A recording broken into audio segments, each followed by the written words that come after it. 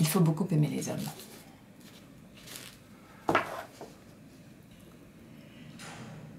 Le début est comme une entaille, elle ne cesse de revoir le début, net et tranché dans sa vie, alors que ce qui suit semble monter à l'envers, ou coupé, ou dans le désordre. Elle l'a vu, lui et seulement lui, à une soirée chez Georges. La plupart des invités étaient là, mais elle a pénétré dans un champ magnétique, une sphère d'air plus dense qui les excluait tous. Elle était silencieuse. Sa présence la rendait silencieuse et seule. La voix lui manquait, elle n'avait rien à dire. Un champ de force irradiait de lui, palpable, éblouissant, le souffle d'une explosion fixe. Elle était traversée par une onde qui la désintégrait. Ses atomes étaient pulvérisés. Elle était suspendue, et déjà elle voulait ça, la désintégration. Il était vêtu d'un manteau étrange, long, d'un tissu fin et fluide. Il ne la regardait pas. Il regardait le bas de la ravine, les lumières de Los Angeles. Il portait sa lourde tête sombre comme si cet effort l'occupait tout entier. Comme si de tous les humains présents, il était seul à avoir conscience de ce fardeau qu'est une tête. Dans le contre-jour des lanternes, ses cheveux longs lui creusaient une profonde capuche, et sa silhouette longiligne avait quelque chose de monacal. L'intensité du champ de force devenait telle que l'un d'eux, elle, formula quelque chose sur la douceur, ou George, ou sur ce qu'il buvait, et il y eut comme une respiration. Le brouillard blanchissait la nuit, une poudre d'eau se formait sur eux. Il lui roula une cigarette. Leurs mains ne se sont pas touchées, mais le champ de force s'est resserré si brutalement que la cigarette a flotté et passé entre eux sans qu'ils sachent comment, dans l'espace vibrant et bourdonnant. Il a cherché du feu en pantomime dans le noir, dans les poches sans fond de son manteau. Il n'en avait pas, si, la flamme a jailli. Elle a brûlé ses cheveux en s'approchant de trop près et elle a ri, à tort, puisque déjà il exigeait d'elle, en silence, le plus grand sérieux. Elle a aspiré une bouffée et elle a fait surface, une dernière fois. Puis elle a plongé au cœur du monde, avec lui, dans le champ de force, dans le brouillard qui engorgeait Laurel Canyon, dans le bonheur total, opaque et blanc, le bonheur qui désintègre. Pas mal plus loin, à Malibu. La mer montait, indifférente. Les jours de gros coefficients, la vague cassait jusque sur la terrasse. Le bruit était énorme sous les pilotis. Et il restait dedans, volets clos, dans le noir, et le soleil dehors explosait pour personne. Son pays à elle n'était pas le Congo, mais cette plage familière, si basque, avec Los Angeles en fond brumeux. Elle savait qu'à chaque instant, elle pouvait le rejoindre. Il était là, fixé par l'attente, dans la maison sur pilotis. Alors elle bavardait avec les surfeurs. La plupart faisaient des heures de route pour venir chercher cette vague, une droite unique au monde. Puis, ils séchaient à la verticale sur la dune, parmi les oisifs et les canettes vides, debout comme des cormorans, le regard sur la vague qu'ils venaient de quitter. Elle avait déjà vu ses yeux chez certains surfeurs à Biarritz, chez les adultes, ceux qui y consumaient leur vie. Et elle se disait, c'est peut-être ça que je reconnais. Ce regard calciné, les yeux fixes, brûlés, hantés par l'horizon, chez cet homme impossible, Kueso, mon amour. Une seule fois, elle parvint à l'entraîner sur le sable, au soleil couchant, après quelques verres. Elle était gaie, allée, toute la vie se déroulerait ici, loin du Congo. Elle avait sa robe blanche, celle à bretelles et corsage au crochet, et son grand chapeau de paille et des nattes blondies. Il souriait, magiquement, imprévisiblement. Oui, elle était drôle et vive et irrésistible, et il était amoureux, il le fallait, sinon pourquoi était-il là? Il s'arrêta au bord de l'eau, se trempa le bout des pieds. « Allez, viens !» Elle ôta sa robe d'un seul trait, bikini, Raquel Welch, c'est moi, plongea du même élan dans les vagues, crawl musclé. Il leva son téléphone et l'a pris en photo. Coucou. Ils allaient bientôt fêter leurs 6 mois. Il l'a pris avec stupéfaction. Et elle n'avait jamais réussi à l'entraîner dans l'eau. Ni jacuzzi, ni piscine, ni encore moins dans la mer. Bon, je saute. Elle rêva à son enfance à lui, à ce qu'il lui en avait dit. Les nuits où elle parvenait à lui faire quitter l'ordinateur. L'ivresse de ses paroles, oui. Elle avait ce sentiment d'être pleine de lui et de se tendre encore, soucieuse d'être à lui, inquiète d'avoir la bonne réponse, le bon visage, au point qu'elle ne gardait de ses récits de jeu sur la baignoire que sa peur des hippopotames et la capture d'un crocodile, comme dans une histoire de Kipling. 2 enfances au même moment, mais sur 2 planètes. Non, c'était la même planète, mais pas les mêmes coordonnées. Quand elle était en CM1, il était coursier pour un Libanais qui tenait un bordel. Quand elle regardait L'île aux enfants, il assistait à sa première séance de cinéma, Les miracles de Bernadette, bobine baladée par des missionnaires et projetée sur un pagne, le plus uni qu'ils avaient pu trouver. L'apparition de la Vierge à la grotte était trouée de petits avions super constellations imprimés en ronde. Et la petite paralytique se mettait à marcher sous le slogan « Vive la coopération air africaine ». Il avait appris à lire tout seul, pas sur le pagne miraculeux, mais sur les caisses de bière trafiquées par le Libanais. Puis un oncle l'avait aidé à aller chez les jésuites à Douala. Il avait écumé leur bibliothèque, voilà. Elle aussi avait appris à lire toute seule dans des oui-oui. Quel intérêt! Il ne s'était jamais soucié de son enfance à elle. Imaginait-il la connaître déjà, l'enfance des filles blanches, l'enfance identique que racontent tous les livres, tous les films? Mais sa rivière à elle, mais l'été, mais la chaleur surprenante des pays tempérés, mais les forêts très denses. Elle aurait censuré les épisodes sexuels. Elle ne le sentait pas prêt à la connaître adolescente, elle, la petite sauvage, la jeune anthropophage. Elle rêva à son père à elle, qui face à Kueso, la surprise passée, les premiers clichés racistes débités comme des politesses, en serait venu aux choses sérieuses. L'entente entre hommes, le coup de rouge, l'exclusion des femmes, les blagues viriles. Tout se serait très bien passé. Ils se seraient même excellemment entendus. Son père avait perdu son fils, Kueso avait perdu son père enfant. Ça serait parfaitement arrangé, net et ordonné comme des cerneaux de cola. Ce qu'ils avaient en commun, c'était un monde silencieux, dur, séduisant, un monde où ils se tenaient seuls, vaincus ou triomphants, mais seuls. Et la grande idée. Son père avait eu la sienne, elle ne savait trop quoi ni comment la nommer, quelque chose à voir avec les avions, l'envol, l'essaimage, le diffus, le dédain des récoltes, l'homme du seau, du jet, du vent. Cette grande idée n'avait pas pris, faute de se trouver, sans doute. Mais le regard, elle s'en souvenait, le regard au large, dans lequel on voulait être englobé. Ce que Kueso voyait, lui, là-bas, au Congo, c'était l'énormité, la richesse, la profondeur d'horizon sur les fleuves. C'était ça, le problème de l'Afrique, cette promesse inassouvie, et elle ne pouvait plus vivre sans.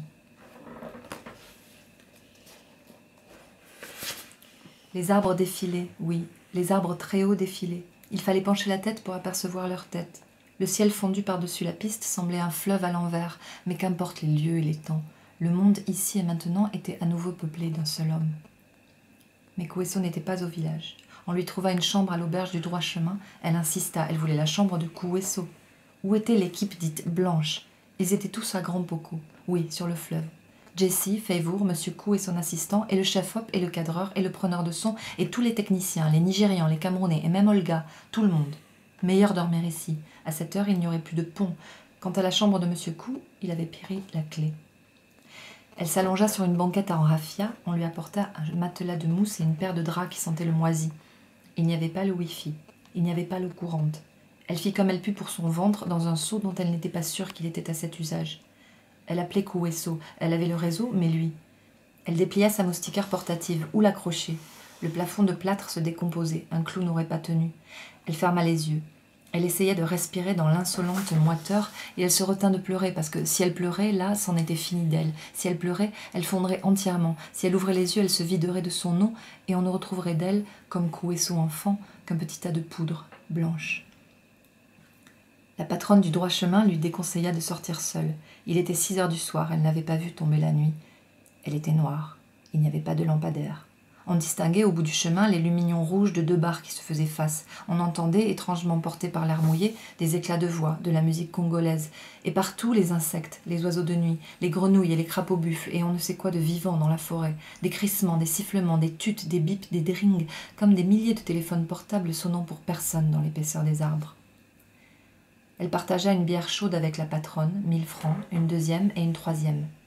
La patronne s'appelait Sifindil, et l'ennui était tel, dans la nuit noire à 19h, devant un téléfilm français avec Mimi Mati, l'ennui et l'angoisse, qu'elle lui raconta tout, Kueso, son absence, son silence massif, à quoi Sifindil répondit que les fesses de la marmite ne craignent pas le feu. Le brouillard du matin n'arrête pas le pèlerin, en somme. À cœur vaillant, rien d'impossible. Elle le voulait, il suffisait d'y mettre les moyens. L'électricité sauta. Une dizaine de types arrivèrent, certains en uniforme vert, d'autres armés de machettes. Il y avait quelques filles aussi qui semblaient habituées.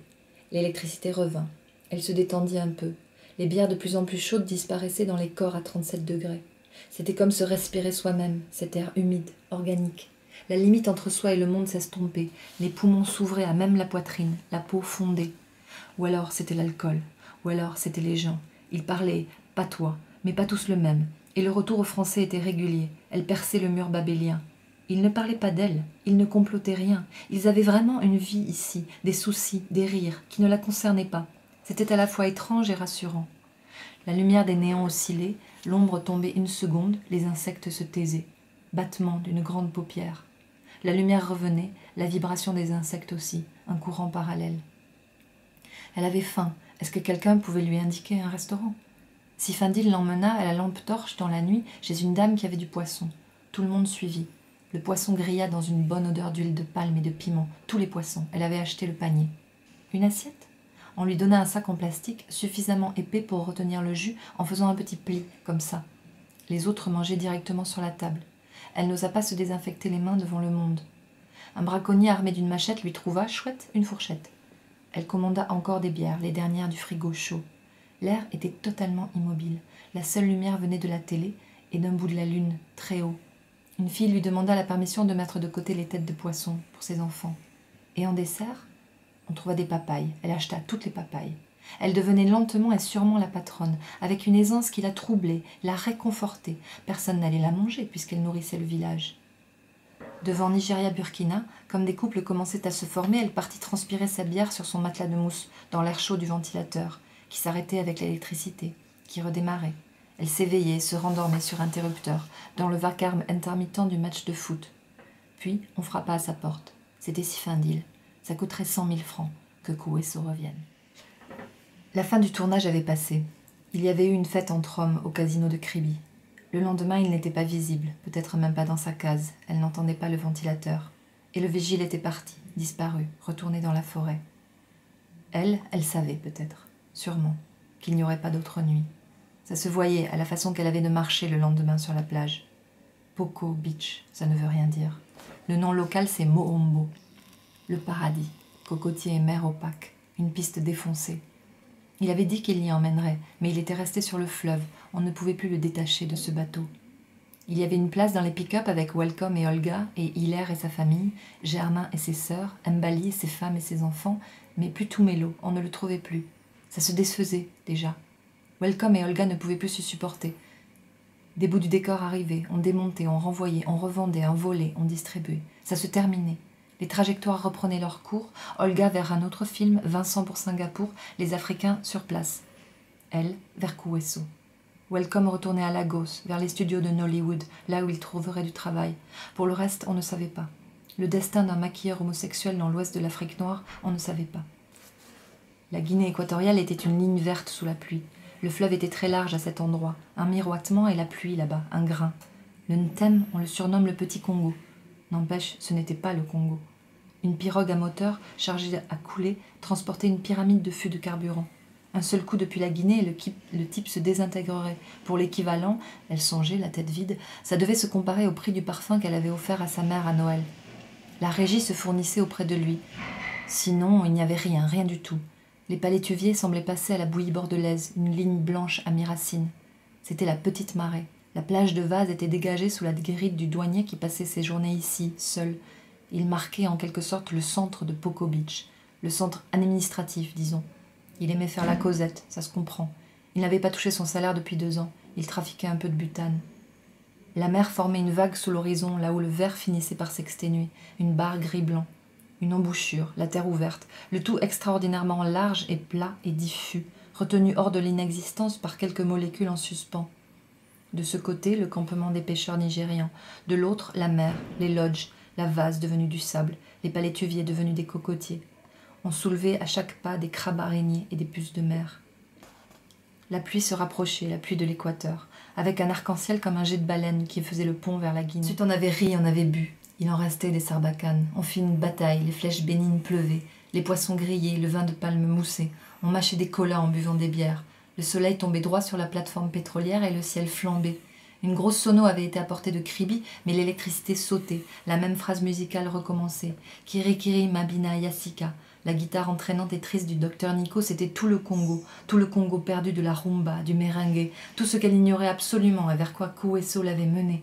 Et ils dansaient pieds nus dans le sable, mélancoliquement, dans leur Afrique rêvée, leur Afrique de cocotiers, de noirs ensemble, de blancs gentils, avec l'Asie, avec Olga, avec l'Amérique et le cinéma, et le pétrole coulait à flots sans marée noire, l'or et l'ivoire ornaient les palais sans génocide, et les diamants brillaient aux doigts des filles, de toutes les filles, l'Afrique où l'on s'aimait, où l'on dansait, avec Welcome et sa bouche fardés. Venez les amis, Kirikiri Mabina Yassika, l'Afrique des guitares à pédales wawa, l'Afrique des chemises hawaïennes, des costards sapeurs et des talons d'âme, l'Afrique d'après l'indépendance photographiée pour toujours dans son soleil de stuc, l'Afrique de l'African Fiesta.